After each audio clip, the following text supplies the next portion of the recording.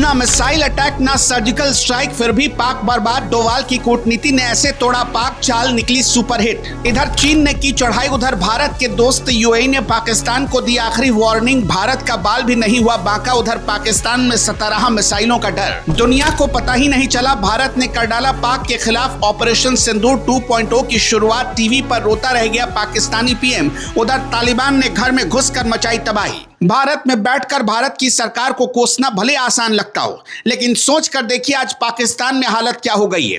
दुनिया के नक्शे पर भीख का कटोरा लेकर घूमने वाले पाकिस्तान की शामत आ गई है।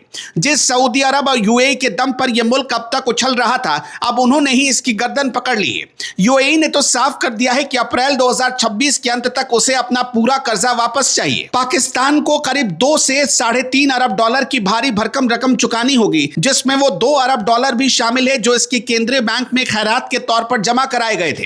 हद तो तब हो गई जब यूएई ने कर्ज की अवधि बढ़ाने से साफ मना कर दिया और 6% ब्याज के साथ पाई वसूलने का दबाव डाल दिया। पाकिस्तान की हालत अब उस भिखारी जैसी हो गई जिसे बीच चौराहे पर नंगा किया जा रहा है। पाकिस्तान के आम नागरिकों की हालत तो देख लीजिए कितनी बदतर है। वहां के लोग खुद कह रहे हैं कि वो सलवार सिलवाते हैं तो कमीज फट जाती है और कमीज सिलवाते हैं तो सलवार।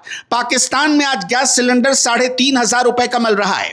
1 किलो आटा खरीदने के लिए लोगों को 160 रुपए खर्च करने पड़ रहे हैं। ईंधन की कीमतों में जो आग लगी है उसने पूरे पाकिस्तान को पंगु बना दिया है। कुछ ही हफ्तों पहले तेल के दाम 20% तक बढ़ाए गए थे। अब डीजल की कीमत में करीब 55% की रिकॉर्ड बढ़ोतरी कर दी गई। डीजल अब पाकिस्तान में 520 रुपए से भी ज्यादा महंगा हो गया है और पेट्रोल करीब 458 रुपए प्रति लीटर बिक रहा है। ईंधन महंगा होने से पाकिस्तान में ट्रांसपोर्ट पूरी तरह ठप होने की कगार पर है। लोग अपनी गाड़ियां घर से बाहर निकालने की हिम्मत नहीं जुटा पा रहे। बस, ट्रक और ऑटो का किराया इतना बढ़ गया कि गरीब आदमी का पैदल चलना भी दूभर हो गया। माल ढुलाई महंगी होने से रोजमर्रा की हर चीज के दाम आसमान छू रहे हैं। पाकिस्तान में महंगाई दर जो जनवरी में 5.8% था, अब वो बढ़कर 7.3% हो चुकी है। इसका सबसे बड़ा कारण यह है कि आयात महंगा हो गया और पाकिस्तानी रुपए की वैल्यू कौड़ियों के दाम रह गए। गैस और बिजली का संकट इतना गहरा हो गया कि पाकिस्तानियों के घर में चूल्हा जलना बंद हो चुका है। मार्च में एलपीजी सिलेंडर की कीमत 2,665 रुपए थी, जो अब उछलकर 3,500 रुपए तक पहुंच गई है। एक महीने में 900 रुपए की बढ़ोतरी से मिडिल क्लास की कमर टूट गई है। पाकिस्तान में बिजली के बिलों में भी करीब 2 रुपए की प्रति यूनिट तक बढ़ोतरी कर दी गई है। इस तंगहाली वाली हालत में जो सबसे बड़ा हमदर्द चीन था, वो भी अलग चढ़ाई कर रहा है।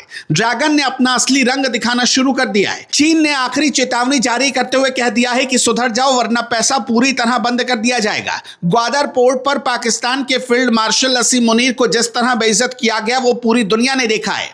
चीन और पाकिस्तान की सो कॉल्ड सदाबहार दोस्ती अब अपने सबसे बुरे दौर में पहुंच चुकी है। बीजिंग ने इस्लामाबाद को 2 टूक लहजे में समझा दिया कि सीपेक प्रोजेक्ट में अब देरी बर्दाश्त नहीं की जाएगी। चीनी विदेश मंत्री वांग यी ने असीम मुनीर के सामने अपना गुस्सा जाहिर करते हुए साफ कहा कि अगर सुरक्षा और काम की रफ्तार नहीं बढ़ी तो अगला निवेश तो भूल ही जाओ। चीन का गुस्सा सिर्फ देरी पर नहीं है, बल्कि वो अपने नागरिकों की सुरक्षा को लेकर भी बहुत चिंतित है। बलूचिस्तान में चीनी इंजीनियर्स पर जिस तरह से हमले हो रहे उसने बीजिंग की नींद उड़ा रखी है। वांग यी ने मुनीर को याद दिलाया कि चीनी कर्मियों के लिए फुल प्रूफ सुरक्षा का मतलब बिना किसी शर्त के होना चाहिए।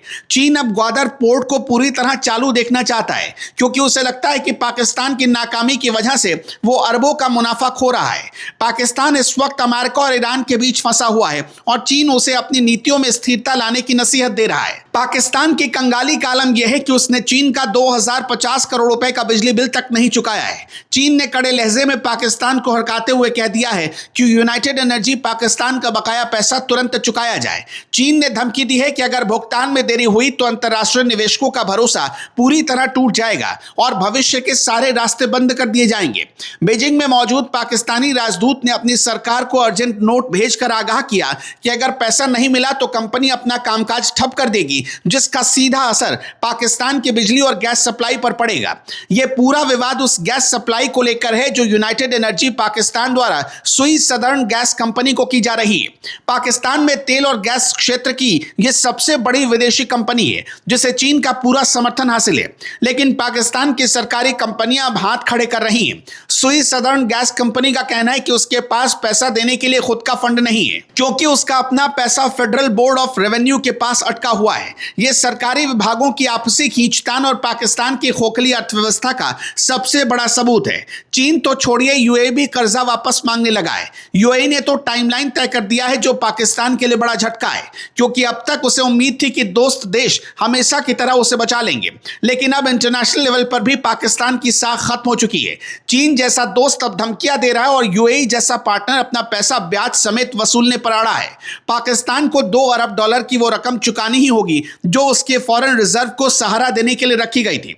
अगर यह भुगतान नहीं हुआ तो पाकिस्तान का डिफॉल्ट होना तय है। असीम मुनीर और पाकिस्तान की सरकार इस वक्त चारों तरफ से घिरी हुई है। एक तरफ घरेलू मोर्चे पर जनता का विद्रोह और महंगाई है, तो दूसरी तरफ इंटरनेशनल प्रेशर और कर्जे का बोझ। ग्वादर पोर्ट, जिसे पाकिस्तान अपना गेम चेंजर मान रहा था, अब उसके गले की फांस बन चुका है। चीन का अल्टीमेटम साफ है कि या तो सुरक्षा दे दो या फिर काम पूरा करो। पाकिस्तान की आवाम सड़कों पर उतरने को मजबूर है, क्योंकि उनके पास खाने के लिए कुछ नहीं बचा। जिस देश का पूरा ढांचा ही उधारी पर टिका हो, वो कब तक सरवाइव कर पाएगा? इस पूरे मंजर को देखकर यह साफ कहा जा सकता है कि पाकिस्तान अब विनाश की तरफ बढ़ रहा है।